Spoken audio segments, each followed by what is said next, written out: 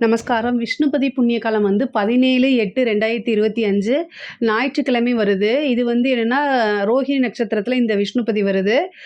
சூரியன் கடக ராசியிலிருந்து சிம்ம ராசிக்கு பெயர்ச்சியாகிறாரு. இன்னைக்கு நீங்க உங்க வீட்டுக்கு பக்கத்துல இருக்கக்கூடிய நாராயணன், அதாவது பெருமாள் கோவிலுக்கு போயிட்டு, அங்க கொடிமரம் இருக்கும்ல, அந்த கொடிமரத்தை 27 முறை வலம் வரணும், பிரதட்சணம் வரணும். ஒரு பூவு, அதாவது பூவு கொஞ்சம் 27 பூவ கையில வச்சுக்கிட்டு, ஒவ்வொரு முறை வலம் வரும்போதும் ஒரு பூவ வச்சு என்ன செய்யணும்? பிரார்த்தனை பண்ணிக்கணும். உங்களுக்கு என்ன பிரார்த்தனையோ, அதாவது நீங்க உங்களுக்கு என்ன வேணா இருக்கலாம். உங்களுக்கு வாழ்க்கையில என்ன தேவையோ அது உங்களுக்கு தான் தெரியும். ஒரே ஒரு பிரார்த்தனை, அதுவும் தர்மத்துக்கு உட்பட்டு அந்த பிரார்த்தனைய வையுங்க. உங்களுடைய விரும்பக்கூடிய அனைத்துமே, அதாவது நீங்க நெறைய விஷயங்கள் இருக்கலாம். ஆனா அத்தனை விஷயமுமே வேண்டாம். ஒரே ஒரு விஷயம் ரொம்ப இம்பார்ட்டன்ட்டா இருக்கு. ஆனா இது ரொம்ப தர்மமானது தான் அப்படின்னு இருந்தா அந்த பிரார்த்தனைய வையுங்க. அடுத்தது மாசி மாதம் விஷ்ணுபதி 1ஆம் தேதி புண்ணிய காலம் வரும். விஷ்ணுபதி புண்ணிய காலம் வரும். அந்த நாளுக்குள்ள உங்களுடைய பிரார்த்தனை கட்டாயம் நிறைவேறிரும்.